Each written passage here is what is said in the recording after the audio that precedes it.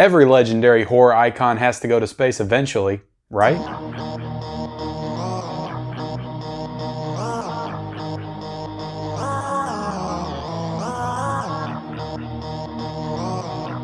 Hey everybody, welcome to Mid-Level Media, and for a slasher review, the third entry in my Friday the 13th series, and today we are going to cover Jason X. So Jason X is a movie that I have not seen since 2001. It has literally been 20 years since I've seen the film, so I'm excited to dive into this one with you guys. I watched it a couple of nights ago, but before I get started, guys, before I get started with the review, I'm going to ask you guys, please hit that subscribe button for me.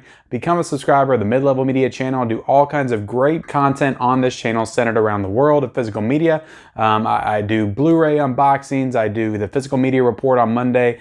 I do Blu-ray hunts. I do thrift store hunts. I do reviews like this. All kinds of amazing movie, Blu-ray 4K related content on this channel. I would definitely love for you to come be a part of the mid-level community. But let's go ahead and get into this review, guys, because this movie is directed by James Isaac and came out in 2001. It is written by Todd Farmer, starring KANE HODDER, Lisa DOIG, and Jonathan Potts, as Jason Voorhees is awakened by a 25th century space crew following his 500-year cryo sleep. So before I get into my actual thoughts on the film, I'm going to go ahead and run down just some the box office, some fun facts, some stuff like that. This movie made $6.7 million in its opening weekend. Domestically, it made $13.1 million, and worldwide it made $17 million. Now, this was on a $14 million budget, so this movie probably did not make a profit. Anything with advertising, marketing, it probably lost money. So it makes sense that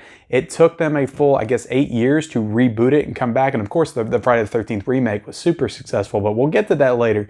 But yeah, this movie was not successful at all. I'm sure the studio wasn't happy about it. And this was like 2 years before Freddy vs. Jason hit theaters, because that came out in 2003. Freddy vs. Jason was in development when they were making this movie. They made this movie just so the character of Jason would remain relevant and they could kind of bring him back into the cultural zeitgeist, because it had been 8 years since they did Jason Goes to Hell. So this movie was made solely for kind of bringing Jason back into the spotlight, back into the consciousness of the public. And they specifically targeted space and in particular the future, because they didn't want it to interfere with anything they had canon-wise as far as working on Freddy vs. Jason. So meaning they didn't want to have to carry anything over from Jason X to Freddy vs. Jason, because they wanted Freddy vs. Jason to kind of be a continuation of what was set up in Jason Goes to Hell. So Jason X is very much its own self-contained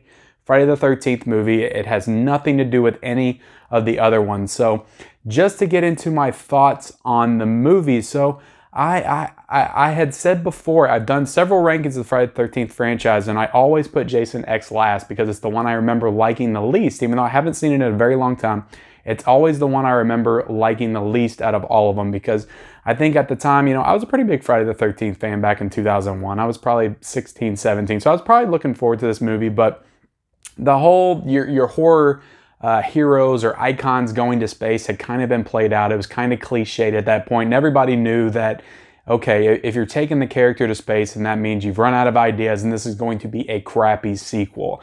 Leprechaun in Space sucks, Critters in Space sucked, Hellraiser Bloodline sucked, so more than likely Jason X was going to suck. So I went into this thinking that it was probably not going to be good, and I think at the time I was really getting into Halloween, and Halloween was like my franchise, so after this, Friday the 13th was kind of on the back burner for me. But that being said, watching this the other night for the first time, I had a lot of fun with it. I had way more fun than I remembered. And yeah, I actually had a pretty good time with it. It felt very much like an Alien Light kind of film, like a rip-off almost of Aliens. It felt like a Sci-Fi Channel original movie with very dopey characters, and all the characters are very, I don't want to say unlikable, because some of them are kind of likable. Especially the android, KM14. She's a pretty likable character. There's some decent characters. There's the big buff black dude that kind of takes Jason, kind of fights Jason head on at the end of the film. He's likable. There's some likable characters here, but they're all very dopey dialogue. The characters aren't great in the movie, but you know, the whole Friday the 13th franchise, like what Friday the 13th movie really has great characters. None of them. It just felt very generic as far, because it was set in sci-fi, and they're clearly trying to rip off Alien in some way, because they're making Jason basically a xenomorph in this movie. He's stalking people on the spacecraft. They're going down the tight corridors, and he's popping in on them. He's taking them out, and yeah, it feels a lot like Alien with Jason. But I do like the look of Jason in this, though, quite a bit, and I think the aesthetic of just him in his old rags and his old Camp Crystal Lake garb within this futuristic spaceship is actually pretty cool, and it actually plays pretty well throughout the film. But there's even a Ripley type character in this movie, the girl that is frozen with him in the beginning of the film. You know, she has the gun, she's moving down the corridors. It's very clear that they're trying to make her kind of like the badass final girl chick, even though there's another final girl that I could argue could take that title as well, but we'll get to that. Yeah, I really like the opening of this film a whole lot. I thought the idea of a Camp Crystal Lake research facility was actually pretty cool, and I liked the way it opened. I was interested by the premise. I was intrigued by, you know, them transporting Jason and wanting to study him and all that stuff. But all that is quickly thrown out the window, and all of those people are taken out, and you know, they're frozen, and then you go 450 years into the future, and all that stuff kind of feels inconsequential, even though the teacher knows that he's worth money and he's kind of trying to do the same thing. But I really like the opening. I thought the beginning of it established an interesting idea that I would have liked to have seen elaborated on, maybe in another Friday the 13th film down the line. But, you know, another thing that I would say is kind of a negative to this is that it feels nothing like a Friday the 13th movie at all, other than Jason's in it and he's killing people. Even Friday the 13th, Jason Takes Manhattan, which doesn't take place at the camp, that one still retains some of those Friday the 13th feels, and I think a lot of that might have to do with the score. Manfredi not doing the score to this one. It's a generic score. It's not very good, if I'm being honest. I think a lot of that might have to do with it, but yeah, it doesn't feel like a Friday the 13th film. You got Jason, but it feels more like an Alien film than it does a Friday the 13th film, and I think that kind of works against it until you get to this awesome like VR camp scene where they put Jason like in the camp, in like his old camping grounds, and he meets the two girls and he bashes them in the sleeping bags, and that's a really cool scene.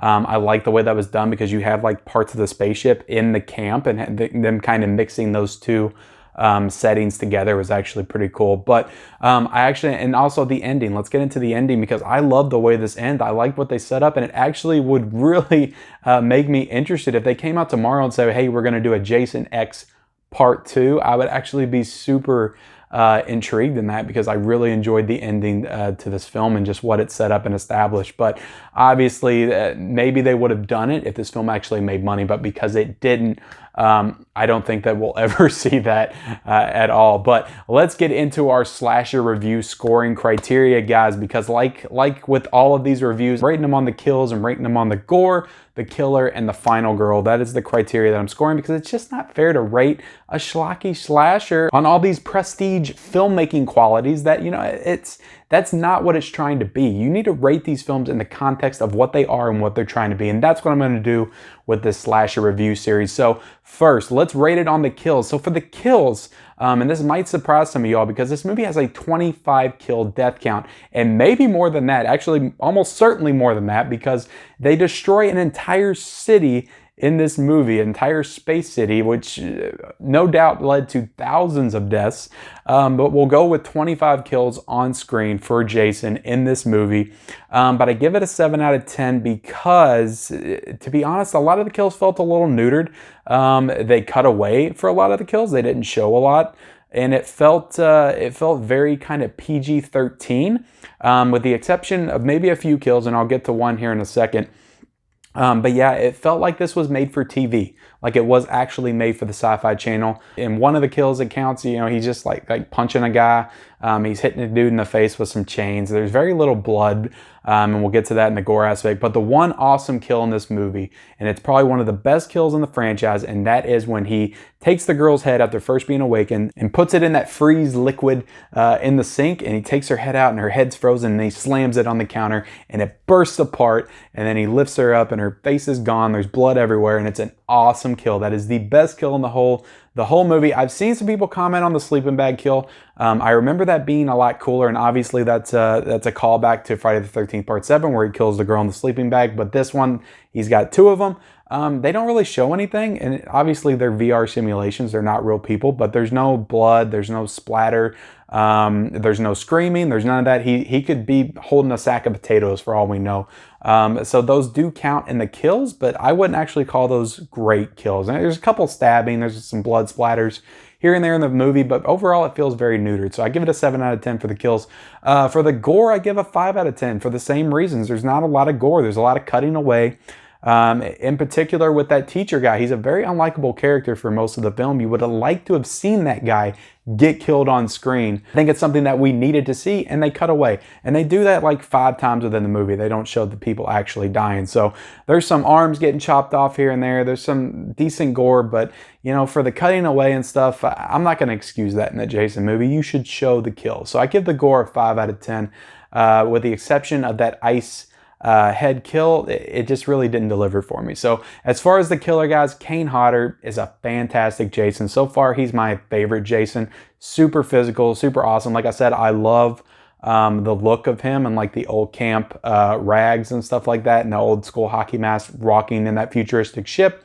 Very physical, awesome in this movie. So I give Kane Hodder a 9 out of 10. And then you get that awesome super shredder Jason at the end, where he turns into like part mech Jason. And he's got like the cool like metal mask, and he's like part android and robot. I don't know. It's a really cool image. But yeah, I give Kane Hodder, I give the killer a 9 out of 10. I think Kane Hodder as Jason is, you can't beat it. So the final girl, now this is where it gets tricky, guys, because there isn't what I would call like a definitive final girl in this movie. There's the android, which you could argue is a final girl because she actually takes Jason out before he becomes Super Jason with guns, and she actually blows his head off. So that's KM-14. And then there's Rowan, who I would say is probably the final girl of this movie because it sets up with her. But she really kind of fades to the background when we get toward the end. So it's not what I would call a traditional final girl. And then there's a couple other characters that make it to the end as well. There's the guy who created KM-14. I don't know. So like I said, there's a lot of options here, but I would say that Rowan is probably what they're going for as their traditional final girl in this movie. So for final girl, she's okay first half. I would give it a 7 out of 10. So that does it, guys, for my review of Jason X. So what did you think of my review? What do you think of Jason X, the movie? Leave it in the comments below, and get ready, guys, because next Friday, we are going back to what some would call the best Friday the 13th film. I am going to be reviewing Friday the 13th, the final chapter. So that's going to be fun. And like always, if you like this series and want to see more slasher reviews, like the video, leave me comments down below, subscribe to the channel, and we'll see you next time. Kill her, Mommy. Kill her. Don't let her get away, Mommy. Don't let her live. I won't, Jason. I won't.